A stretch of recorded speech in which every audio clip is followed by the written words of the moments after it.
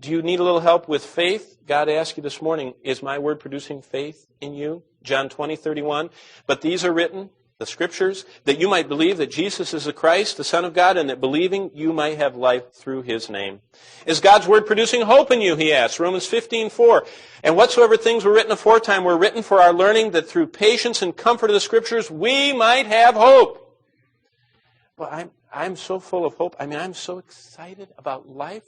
Do you know what enthusias is in Greek? En means in or full. Enthusias is the gods. Enthusiasm being full of the gods. You know what? They looked at Daniel and they says, there's a man who's full of the gods. He was enthusiastic. Now, I'm not talking about jump up and down, Zig Ziglar stuff. I'm talking about just a growing, internal, overflowing enthusiasm with life. That's what God offers us. You don't even have to go, that's free. You don't have to buy my manual. And you don't have to pay $100 for my seminar. You can have a full life. God promised it.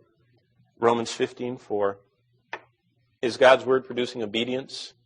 Deuteronomy 17:19, and it shall be with him that he shall read this book all the days of his life, that he may learn to fear his God and keep the words of his law.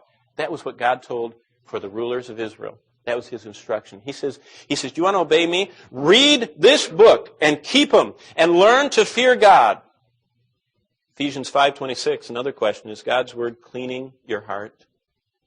It says there that he might sanctify and cleanse it with the washing of water by the word.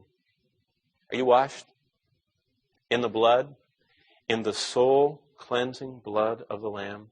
Are your garments spotless? Are they white as snow? Are you washed in the blood of the Lamb? Only saints go to heaven. And you can only become a saint on earth. And you can only become a saint by admitting you're a sinner and saying, Jesus Christ, you're the only hope I have.